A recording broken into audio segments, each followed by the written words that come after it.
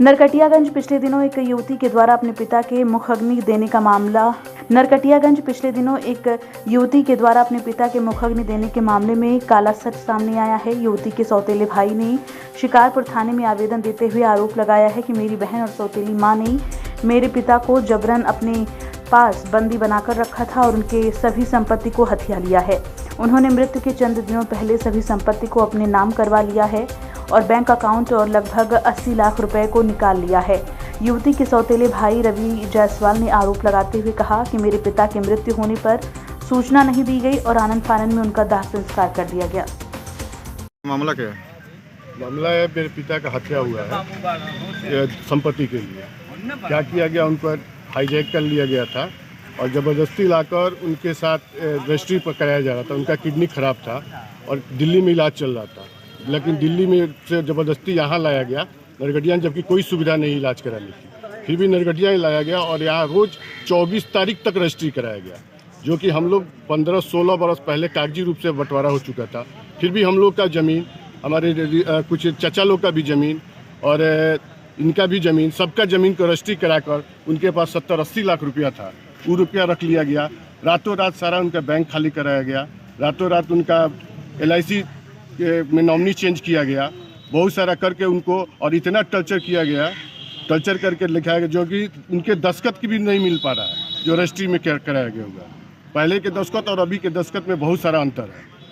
Total संदेहास्पद स्थिति में मरने के बाद भी हम लोग को खबर नहीं किया गया और आनंद फानन में कुछ लोगों को द्वारा ही जाकर दाह संस्कार कर दिया गया, जबकि वो यहाँ बहुत सारे रिश्तेदार लोग थे। हम तो पटना थे, ये दिल्ली थे। किसी के आने जाने में भी समय लगता है, फिर भी उस समय नहीं बताया गया। तीसरे लोगों के द्वारा हमें पता लगा, तब तक 3 बजे तक आए, तब तक पता लगा कि सारा कुछ कर दिया गया। नाम क्या हुआ आपका? मेरा नाम रवि जायसवाल हुआ। क्या मामला क्या है? मामला ये है कि मेरे पिता प्रमोद प्रसाद जायसवाल, जिनका ट्रीटमेंट हम लोगों द्वारा दिल्ली में चलाया जा रहा था, उनका किडनी ख़राब था और कुछ शुगर को लेकर प्रॉब्लम था। तो वहाँ पे हमारे बिना नॉलेज के, डॉक्टर के मना करने के बावजूद कि इनको ट्रीटमेंट की अभी सख्त ज़रूरत है, इनको डायलिसिस की ज़रूरत है, आप इनको अभी कहीं पे भी ना लेके जाएं, लेकिन ज़बरदस्ती बिना किसी को इन्फॉर्म किए, बिना बताए उनको दिल्ली से नरकटियागंज शिफ्ट किया गया, जबकि ट्रीटमेंट सारा दिल्ली में था।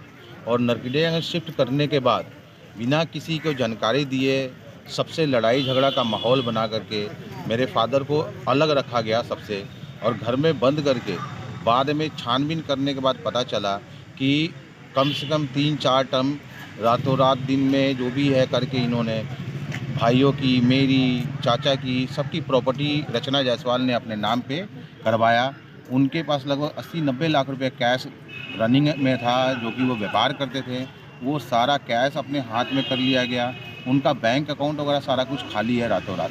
उनकी LIC पॉलिसी थी जिसमें नॉमिनी सब कुछ चेंज हुआ है, बहुत सारे डीड बने हैं, बहुत सारे वसीयत बने हैं, जिसकी जानकारी हमारे को आगे भी अभी पता कर रहे हैं कि क्या है। तो हमें पूरा संदेह, पूरा यकीन है कि हमारे फादर के साथ कुछ गलत अप्रिय घटना करके, और डाउटफुल है कि इन्होंने जब सारा प्रॉपर्टी वगैरह सारा कैश इन्होंने ले लिया, अपने हैंडओवर में कर लिया, तो या तो उनका मर्डर हुआ है या उनको जो सही ट्रीटमेंट की ज़रूरत थी, जो कि डॉक्टर बोला था कि हर 2 दिन में इनको डायलिसिस की ज़रूरत है, वो डायलिसिस ना करा के उनको मरने के लिए छोड़ दिया गया। आनंद फानन में हमारे को या हमारे भाई को किसी को भी कोई खबर नहीं दिया गया, ना कोई जानकारी दी गई। मैं यहाँ से 1000 किलोमीटर दूर दिल्ली रहता हूँ और बिना जानकारी के, मतलब रात को उनकी डेथ हुई है और सुबह ले जाकर उनका दाह संस्कार कर दिया गया, ताकि किसी को पता ना चले कि एक्चुअल मैटर क्या है। रचना जायसवाल है कौन? रचना जायसवाल मेरी सगी बहन है, मुझसे बड़ी है, जो कि उम्र में मैं आज 40 ईयर्स ओल्ड हूँ और वो मुझसे 2 से 3 साल बड़ी है। लेकिन रचना जायसवाल ये सारा काम जो कर रही है, फेक आईडी बना करके उस पर कर रही है। आज भी आप उसका आईडी चेक करेंगे तो उसमें उसका 87 का बॉर्न आएगा और नाम रचना जायसवाल, कभी प्रिया जायसवाल, कभी मीनू जायसवाल, 3-4 नाम अपना चलाती है, फेसबुक उस पर चलाती है, और सारा चीज़ ही मतलब एक क्रिमिनल मेंटलिटी, क्रिमिनल एक्टिविटीज़ और एक डिफ़ॉल्ट एक्टिविटीज़ के हिसाब से ये सारा कर रही है। उसके हिसाब से सारे भाइयों का, सारे सब लोगों का प्रॉपर्टी हड़पने का नियत है, और इस चक्कर में फादर को मिसयूज करके, बीमारी का फ़ायदा उठा करके इसने सारी प्रॉपर्टी अपने नाम करवाई है। जो भी इलीगल तरीके से, और जब उनका काम उसको लगा कि ख़त्म हो गया तो उनको मार दिया गया या मरने के लिए छोड़ दिया गया।